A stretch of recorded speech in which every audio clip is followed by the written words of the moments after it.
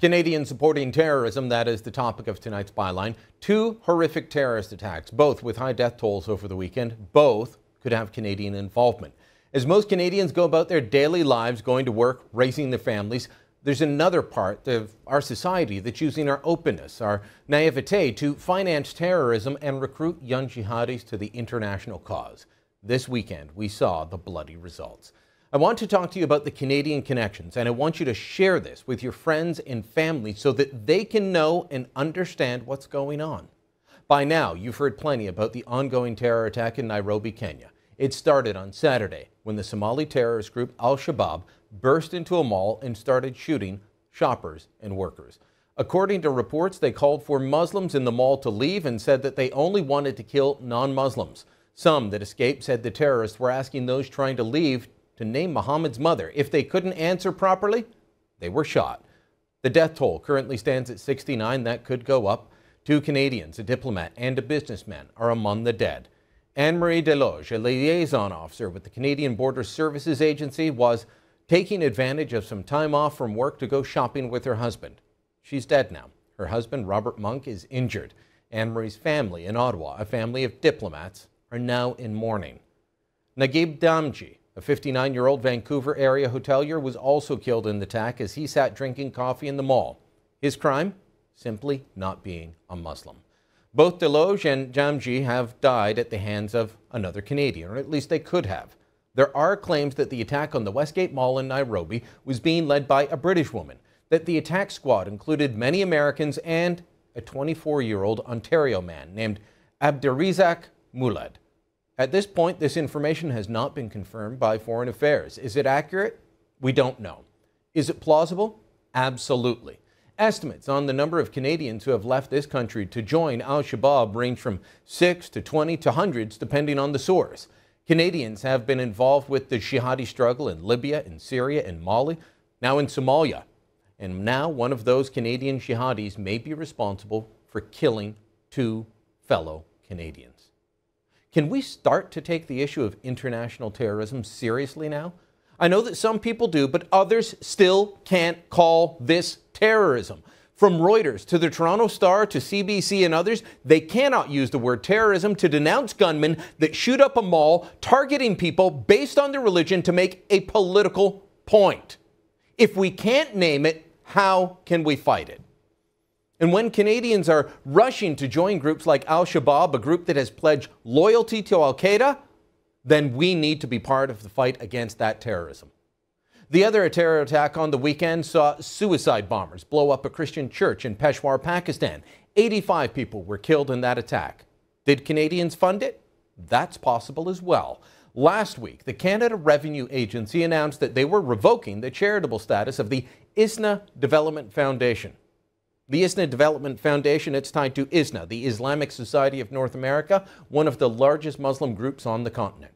According to audits conducted over 2 years by and on behalf of the Canada Revenue Agency, the ISNA Foundation was funding organizations that have ties to terrorism in Pakistan. Revenue Canada has enough information to believe that donations from Canada were funding groups tied to terror and that they have had their charitable status shut down for this. ISNA isn't commenting now, but a few months ago, they claimed this was all just built on speculation. Okay, let's speculate on the idea that a Canadian Muslim group is supporting radicals and terrorism overseas. I mean, why not? ISNA is one of the groups behind the Reviving Islamic Spirit Conference. That's the one that Justin Trudeau spoke at around Christmas last year. Well, let's look at who else has spoken at this annual conference. It includes Zakir Naik, he's spoken more than once. He once said that, well, of terrorism, if bin Laden is fighting the enemies of Islam, then I'm for him. He called America the biggest terrorist in the world and said that if someone leaves Islam, they don't necessarily have to be killed, but if they then go around propagating their new faith, then yeah, they should be killed. This guy has spoken at this conference twice in Canada. And he's not the only speaker at this event to have promoted views in line with Al-Qaeda and other terrorist groups. He likely won't be the last. Days before the conference began last December, organizers announced the withdrawal of one sponsor, Irfan Canada, an organization that was found again by the Canada Revenue Agency to have given as much as $15 million to Hamas, a banned terrorist group. Canadians need to wake up to this threat, and I'm not just talking about our politicians and our security officials. I mean all Canadians need to wake up to this threat. We need to be taking it seriously. Canada is being used as a recruiting ground, a staging ground, and a financing point for the global jihadist movement. As I look at the bloody pictures, the carnage of this weekend, I say it's time we shut it down. And that's the byline. We shall not relent on the war on terror. We will continue that fight, and we urge all people of goodwill throughout the world to join us and to ensure that we uproot this evil. Calling it by its proper name, terrorism and evil, Uhuru Kenyatta, President of Kenya. David Harris joins me now in studio to talk more about this. And David, you and I have talked about the issue of homegrown terrorism before.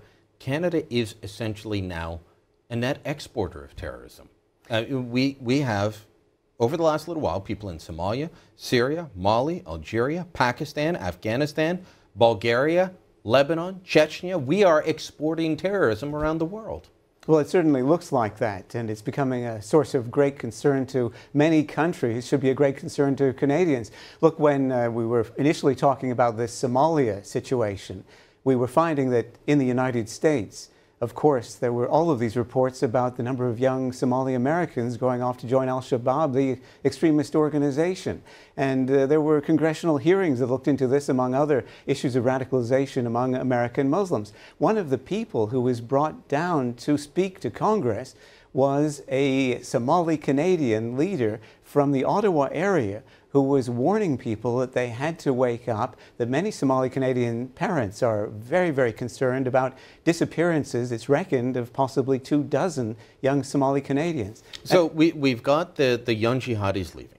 We've got foundations that are financing terrorism overseas. We've got some groups bringing in radical speakers. Where is the root of this, and what do you do? Salim Mansour has told me, well, there's certain mosques that are like that. But I think our officials are afraid to go in and look at what's being taught in those mosques. Is that the root? Is it organizations like these foundations associated with Irfan and ISNA? What is it? I think it's a really difficult combination of things. It's been said by Muslims themselves, some really impressive leaders in the Islamic communities in Canada and the US, that both countries have about 80% of their mosques dominated, that's their word, by radicals. And this can occur through the intake of Gulf area money, for example, or people trained to Wahhabist radical standards by Saudis and so on. So this is one branch, but often it's what goes on the side. We also have situations where ostensible representative groups, and we know about the Canadian Council on American-Islamic Relations, that's now changed its name to the National Council of Canadian Muslims, that's provided further fuel for this fantasy portrayal of Muslims as being persecuted all over everywhere in ways that really tends to encourage radical thought and hostility to non-Muslim neighbors. So it's a very difficult kind of thing. Immigration is hugely complicating the situation, and we've heard Rahil Raza, of course, the leader of the Muslims Facing Tomorrow organization, calling for a moratorium on immigration intake, particularly from her original homeland, Pakistan, but from Somalia and other countries. A lot of what you're talking about will, some Canadians will go, oh, well, that seems so distant, that seems so far away. I want to bring up the picture of the 2 Canadians that died in this terrorist attack in Kenya. And there we have it, Anne-Marie Deloge, Nagub Damji. We can put a Canadian face to our lack of ability to deal with the terrorist issue. And I'm not saying that if we had stopped this, you know, if there is a young Canadian that was involved in an attack and we'd stopped them, that these 2 Canadians would not have died in the attack. Maybe someone else would have replaced them. But will seeing those faces help people take this seriously now? Well, it's hard to say. Middle East scholar Daniel Pipes is an expression for the kind of challenge we're dealing with. He calls it education by murder, and he suggests that that's the phase that we're entering, that in other words, we won't really register what's going on until there's enough bloodletting, perhaps in our neighborhoods, and certainly we're going to be destined for that given the current trends.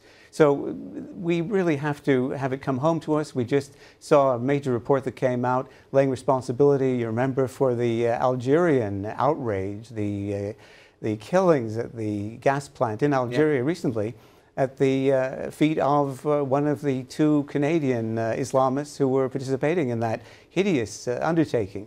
But it goes well beyond that. We've heard about the suicide bombing in Bulgaria.